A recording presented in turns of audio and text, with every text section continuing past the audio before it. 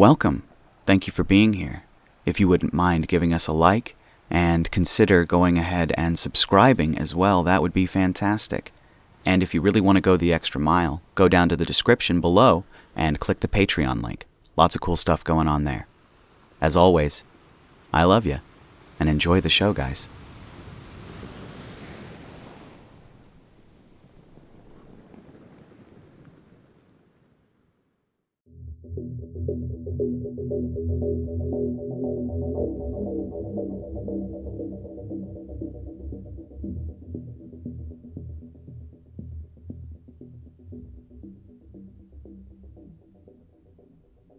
Memories of Creature 88 by user RegalLegalEagle.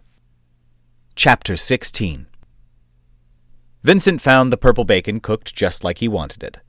The eggs did weird him out a little since they had blue yolks, but he got over it pretty quickly and ate the first meal he'd cooked himself in ages. Once he had finished cleaning up his skillet and plate, he walked back into his bedroom and opened up the armory.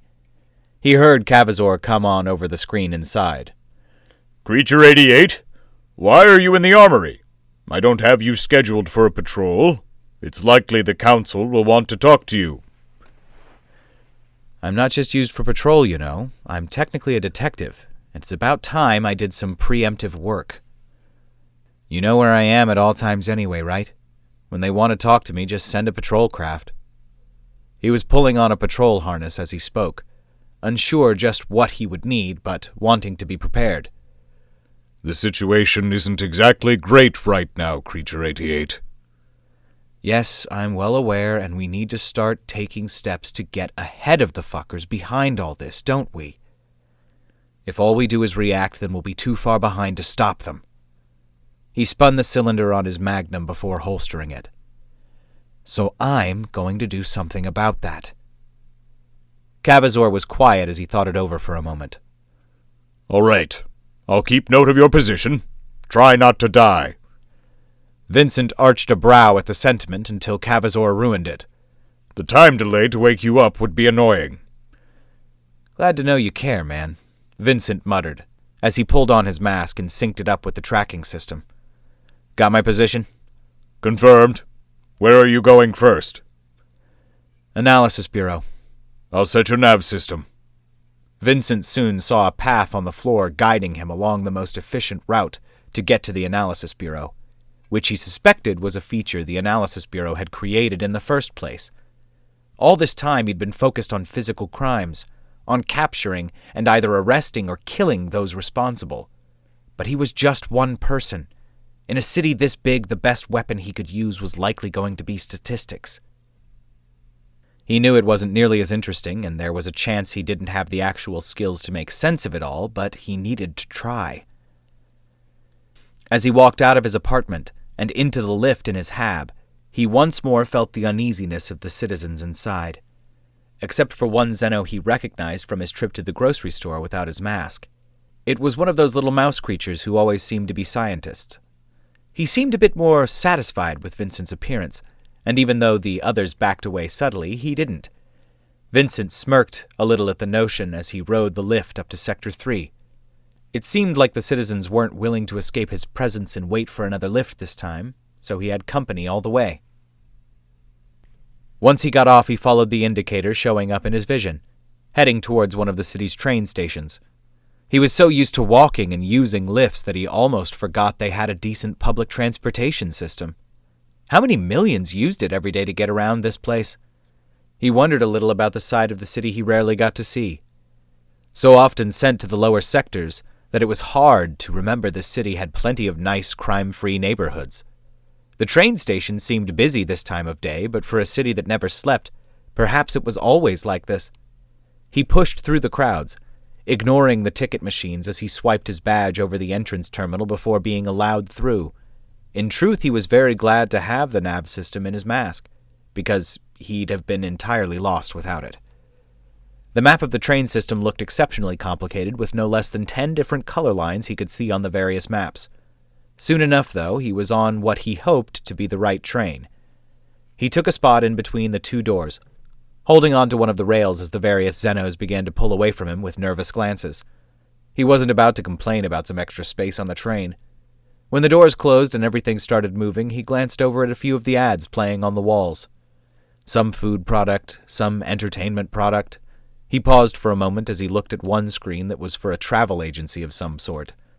Tropical paradise islands, rolling plains of crops, some sort of old-growth-looking forest. It was easy to forget that the Union had so many planets when he'd never set foot out of the city. Everyone came here, to a crowded, overpopulated, chaotic mess of a capital. Why? He sighed a little as he thought back to family vacations before his dad had died. After that, he'd spent his life in the city. No vacations, just work. And then the EE. The only time he'd been able to see some of the countryside was his brief attempt to escape before his memories of home stopped and being experimented on by the worms began. Now he was in another city, even larger than the old. When this was all over, he promised himself he'd take a vacation. Go see one of those other planets. Spend some time away from everything. The train came to a stop, and as the doors opened, a few Xenos dashed past him, but the others standing on the platform saw him standing there and either moved down to other doors or simply waited until the train left. It was interesting to him that his reputation scared so many of the normal citizens, those who rarely, if ever, interacted with the patrol, but relied on them to be just a call away if they needed help. People might be a bit nervous around Yervish, but he could see a general confidence that they were safe at the same time. When he was around, it was like people suddenly faced with a predator who escaped the zoo but had yet to eat someone.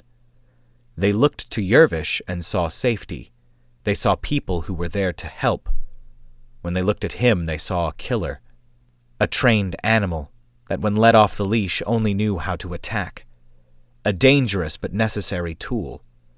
It didn't matter that in reality he saved more lives than took, or sacrificed himself for others regularly. They just knew the stories. Beware the shade. The other stops on the train went much like the first, up until the last stop he could see on his nav system. Just as he got ready to disembark, he saw a number of younger-looking Xenos approaching the train. Unlike the screaming juvenile in the grocery store, these looked to be more what he thought might be college age, or the Union equivalent.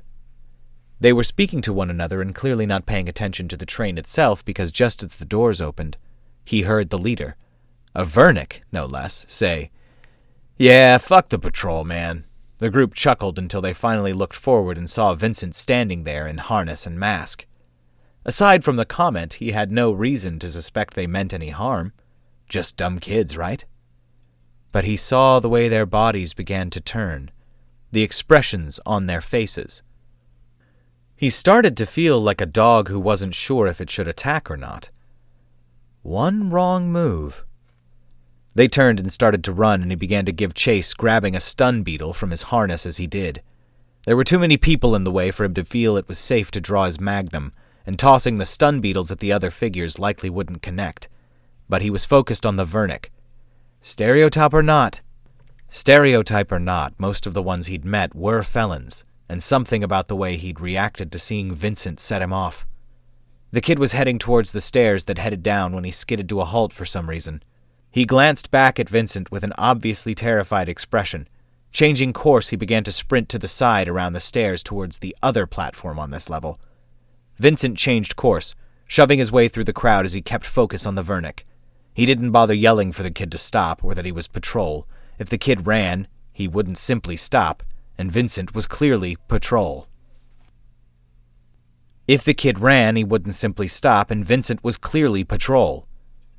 As the kid ran, some maintenance worker was rolling his cart through the center of the station.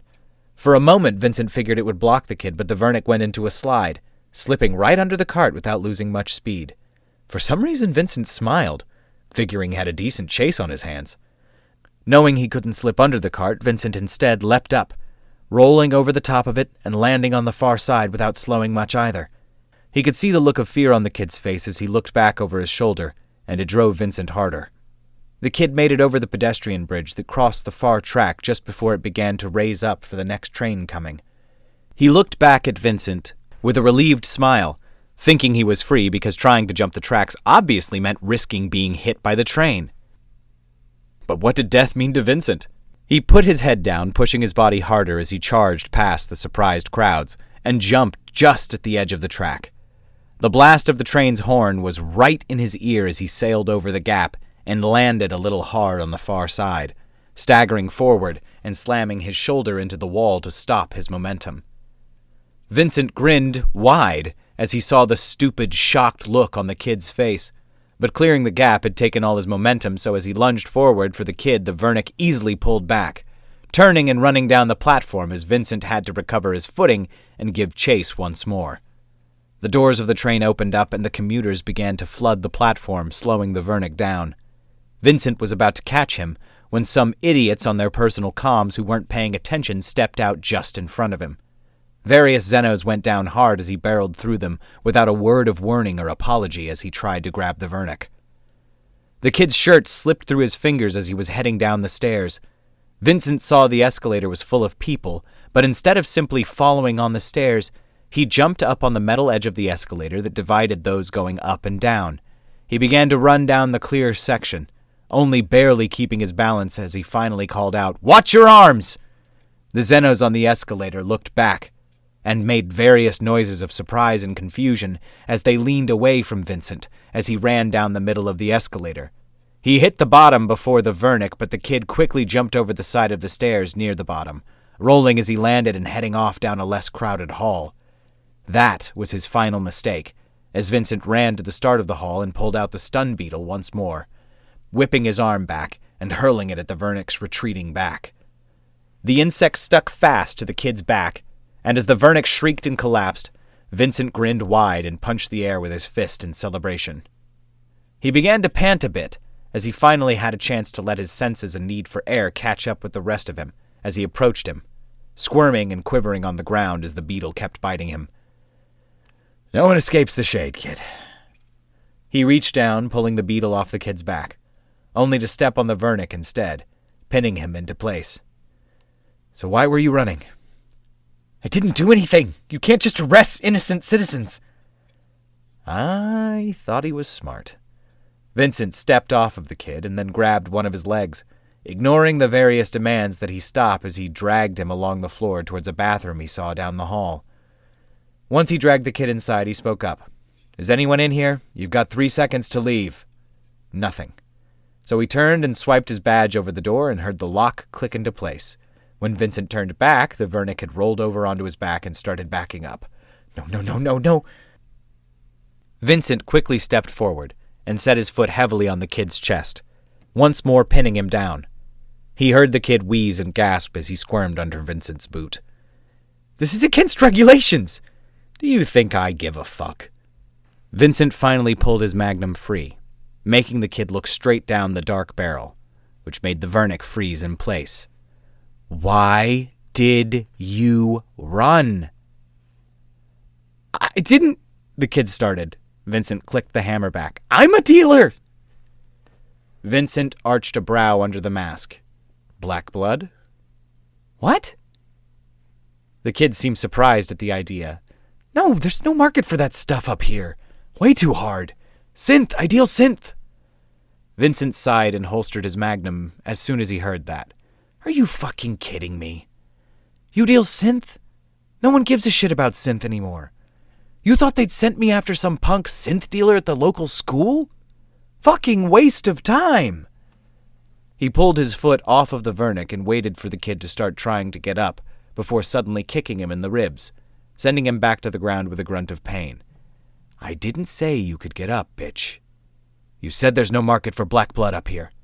Do you know where there is one?" The Vernic was clutching his ribs. "Why would I talk? You just kicked me!" Vincent leaned over the Vernic and kicked him twice more, as the Vernic cried and curled up defensively. "Because if you don't talk, I'll just keep kicking you. How the fuck don't you understand how this works?" Stop, please! The university's closer to the lower levels. Some of the throbbers have a taste for it in the various crunchies, but I don't deal with it, I swear."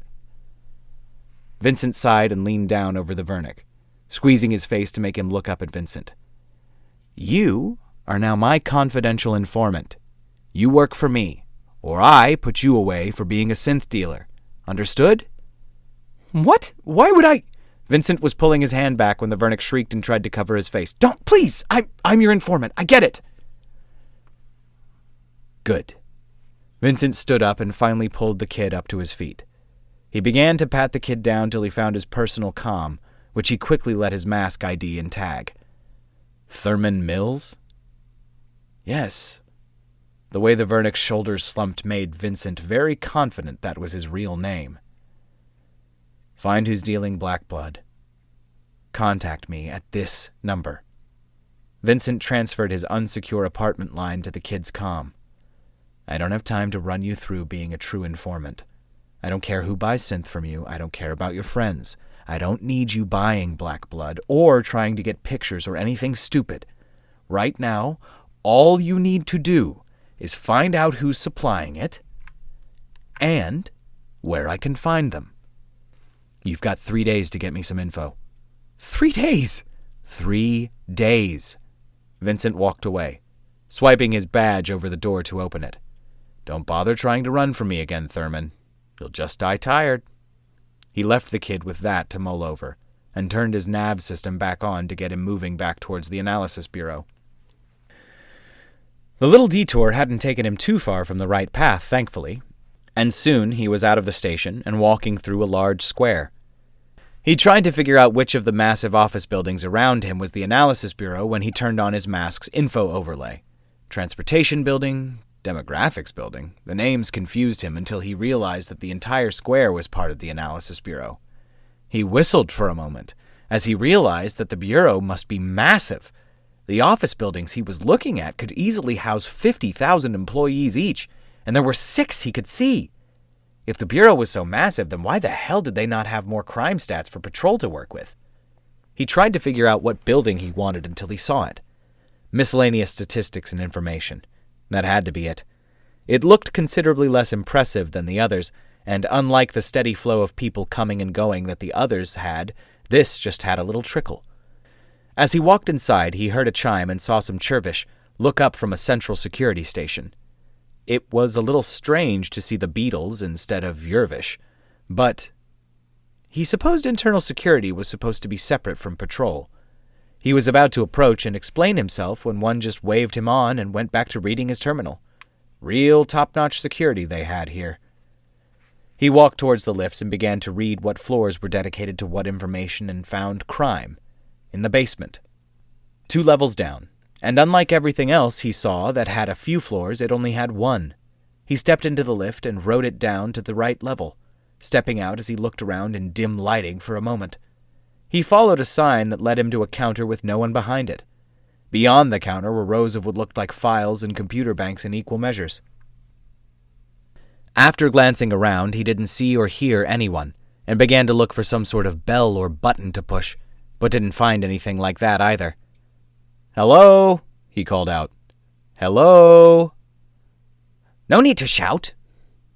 He jerked back as a voice came up from nowhere and leaned over the counter further to see a short pig. Well, it wasn't a pig, but rather a humanoid with a very pig-like face. Squat, wide nose, pinkish rumpled flesh, beady little eyes. "What do you want? You don't have an appointment." "Yeah, because you're so busy down here," Vincent muttered. "I have a hunch and wanted to take a look at crime stats." "Well, go away. I'm working on other things. You don't have an appointment," the Zeno insisted. Vincent growled. "Listen here, guy." "I'm not a guy. I'm a woman." Vincent blinked at that bit of information before shaking his head. "Well, then listen here, lady. I might not know all the rules, but I do know that as a detective I should have access to information I need to work an ongoing investigation." The female pig thing glared at him before huffing and sitting at her terminal, slamming on the keys with hammy fingers. "Fine. What's the name and citizen ID you want to look up?" "No, I want to look at the general crime statistics for the city." "That requires a full Yervish Council authorization or writ of approval from the chief statistician, or senior city data analyst." Her desire to pronounce it analist so heavily made him grimace for a moment. "How long does that take?" "Usually 4 to 5 months. She gave him one of those sneers that people with a tiny bit of power seem to use whenever they could wield that little power with belligerent intent. Here's my authorization. He pulled out his magnum, letting it drop heavily onto the counter so she could hear the weighty thunk. She looked at it for a moment and then up at him. That's not an authorization form. No, it's a fucking weapon. Do you really want to test me here, lady? Because I will go from 0 to batshit in a heartbeat if you keep fucking pushing me. She looked at him in a strange manner and squirmed or wiggled or something and made him feel uncomfortable for a moment. Is this a courtship ritual for your people? What? No, fuck no. Christ, just give me the data I want and some pure alcohol so I can rub it on my eyeballs in an attempt to burn that fucking image out of my retinas. He cried out and saw her actually seem to look disappointed. It's never a courtship ritual, she muttered. Then she huffed and slammed on her terminal. There was a door down the hall a bit that swung open. I opened the data visualization room, but good luck sifting all the data to try and figure it out. Only an AI can process all that junk. He picked up his magnum and holstered it, leaving without a word. He stepped into a small room that was taken up almost entirely by a holo terminal. In the corner was a Moai statue. No, wait, it was one of those Xenos with a Moai statue face, like Mox Academic. The Xeno looked up and then sat up straight when it saw Vincent. Oh, my gosh. Visitor. Welcome to the Crime Data Visualization Room. The figure stood up a little hastily, nearly falling over as it tried to untangle its legs before waving around the room. You're the Shade, aren't you? Your data stream is very fascinating. Do you need a tour? Vincent looked around the small room that had no other doors or places to hide. I think I'm good, and please, call me Creature 88 or Vincent. Oh my goodness! A first-name basis! The voice was deep and gravelly, but he had the feeling he was talking to a flustered fangirl. Greeting, Vincent! I'm Talua! Nice to meet you, he nodded. Look, I want to look over the crime stats for the city. Oh, of course! The figure sat down and typed away before his vision was filled with massive lists and columns of numbers that he couldn't make heads or tail of. I'm afraid only the AI knows what to do with all the information. It's not really useful like this, is it? Does this thing take voice commands? He inquired. It sure does. Computer, show me column 384A. The massive wall of data turned into a single column, detailing arson committed in a certain hab block over its lifetime. I had something else in mind. Computer, can you show me a 2D top-down map of Sector 30? Suddenly, he was looking at a compressed image of Sector 30 from above.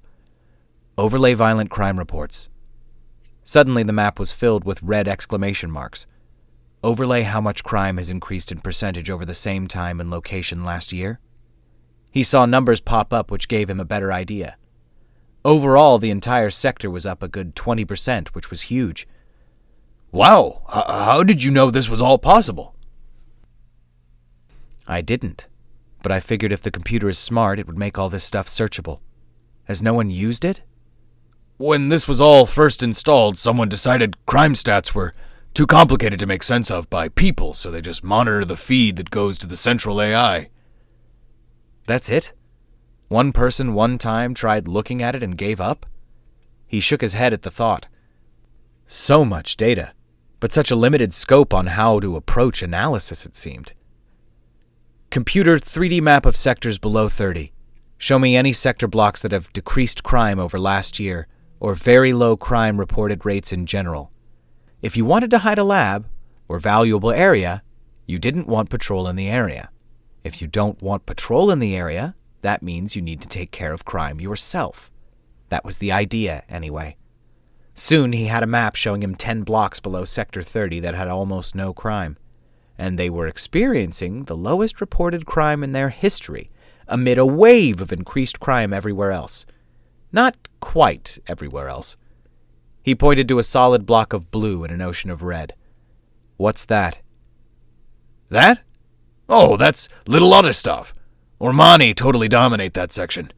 They're your typical thieves, scammers, and criminals. They stick together and hate patrol, so I'm sure they'd never report any crimes. If that were the case, you'd see more crime at the edges of their territory. With the edges of their territory are historically lower, and even now experiencing a minor decrease over last year. He nodded as he looked it over. It could be related, or it could be just an oddity. Either way, he needed to check it out. Computer, upload this map to my personal mask.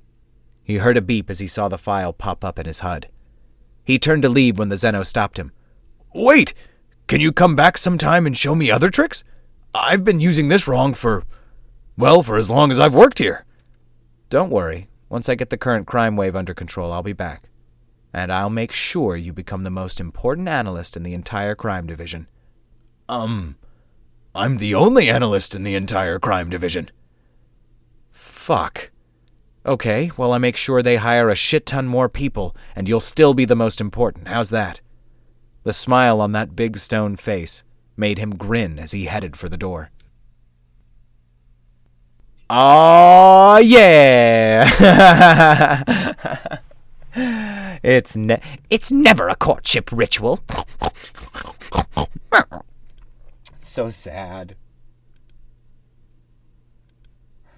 Oh, all right, guys. Thank you so much for listening and watching this one with me. I really appreciate you being here. If, as always, you could like, comment, and or subscribe if you haven't already, that would be greatly appreciated. This one was done with some beasts during a live recording, so thank you guys so much for being here during that. If you were here, we got 11 people watching right now, so thank you guys for being here, for those that watched. And yeah, the question that I have for you today is, did you have like a thing when you were a baby that like was your thing that you slept with? You know what I mean? It could be literally anything. It could be like a whoopee. It could be a blanket. It could be a stuffed animal. It could be literally anything. Did you have something like that, or even a pet? You know? But yeah, let me know what it was in the comments below, and if you still have it. If you don't have it, what happened to it? All right, guys, thank you so much. I appreciate you. I will talk to you later, and I love you. Bye, y'all. Lincoln says bye, too. Bye, Lincoln. You said bye, my big boy. All right, bye, guys.